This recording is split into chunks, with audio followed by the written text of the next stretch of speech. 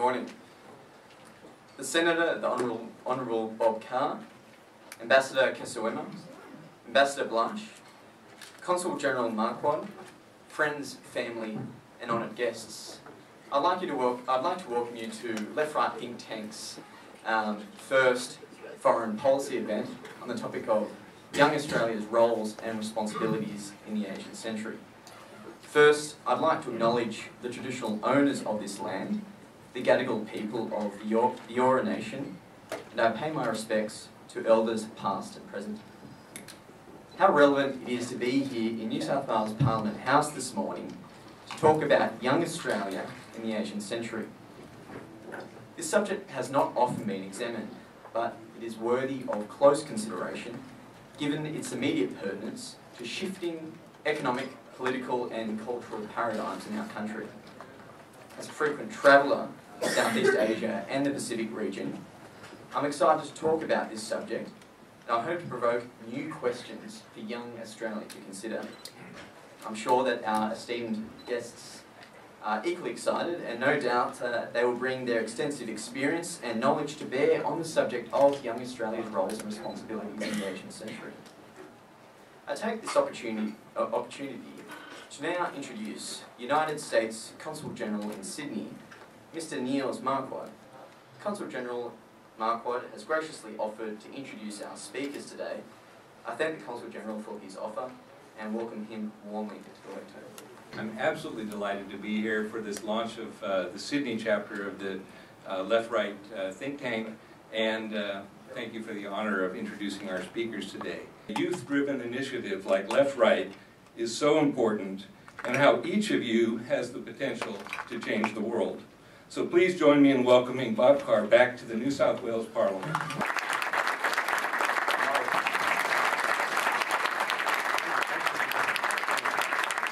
Our country has made its share of mistakes over the years, Australia.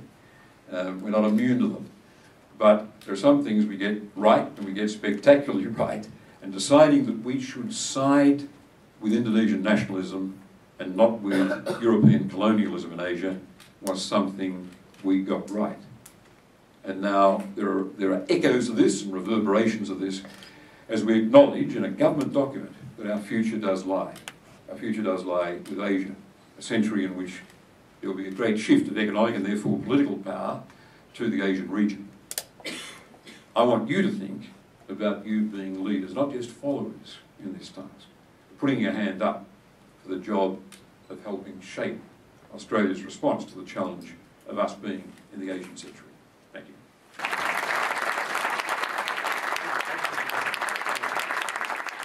Distinguished guests, ladies and gentlemen, firstly I would like to thank Left-Right for inviting me to speak today, because I truly believe that our future success lies in the hands of today's youth, from whatever country they come from.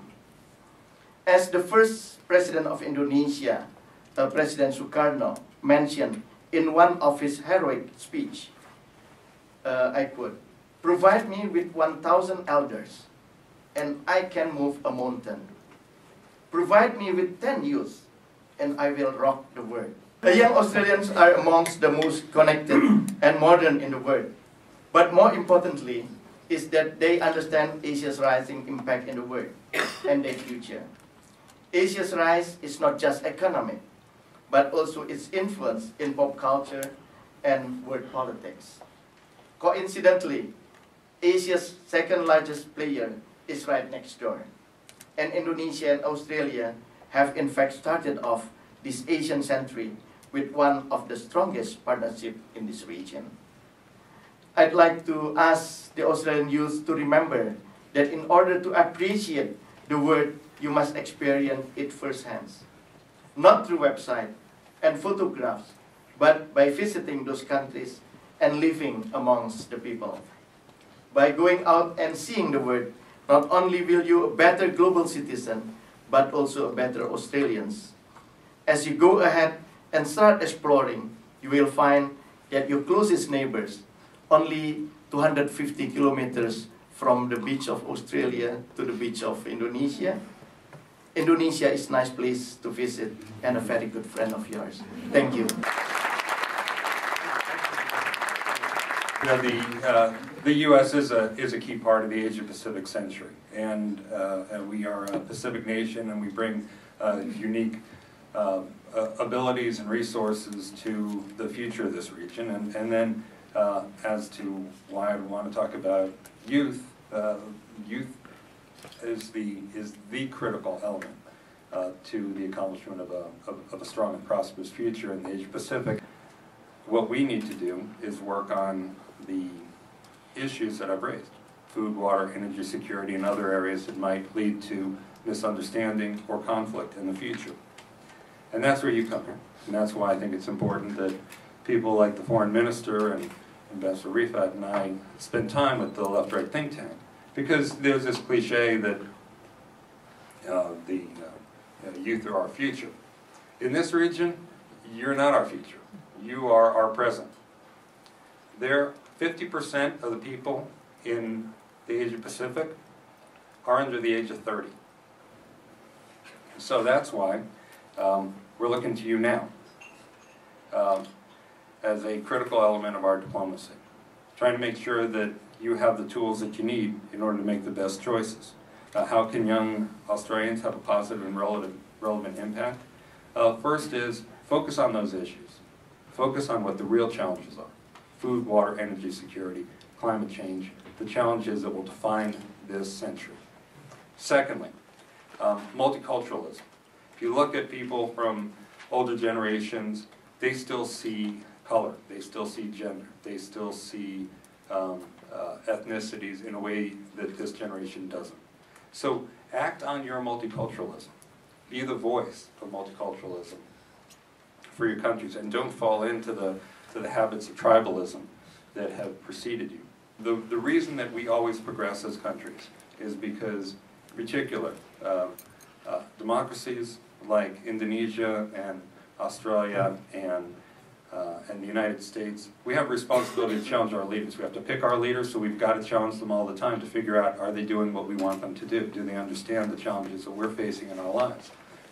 Ask hard questions of us. And so I'm going to open it up for hard questions of us, but that is good. And that's the best thing that you can do to ensure a peaceful, prosperous, and exciting Asia-Pacific century.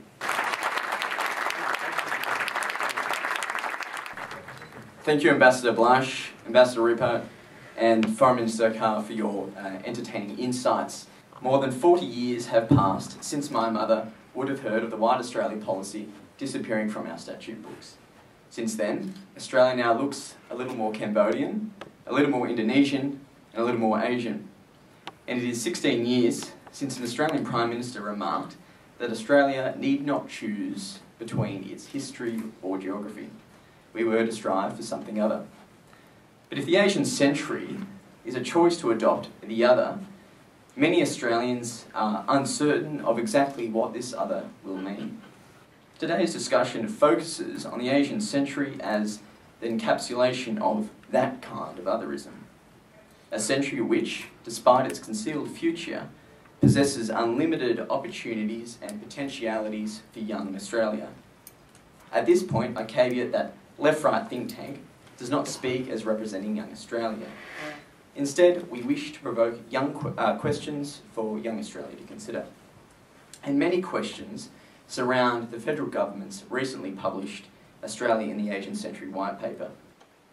The Asian Century also throws up, like this event's namesake, questions of young Australia's roles and responsibilities both regionally and domestically. Minister Carr remarked in his speech, who will we look to do our best? I think the answer is a little bit of both. We need to look within ourselves, look at Australia's respected institutions, and also look to other cultures within our region to inform our personal and national identity. I offer many questions and few answers, but hope to encourage young Australians to think about Asian century policies which will affect them in years to come. Thank you.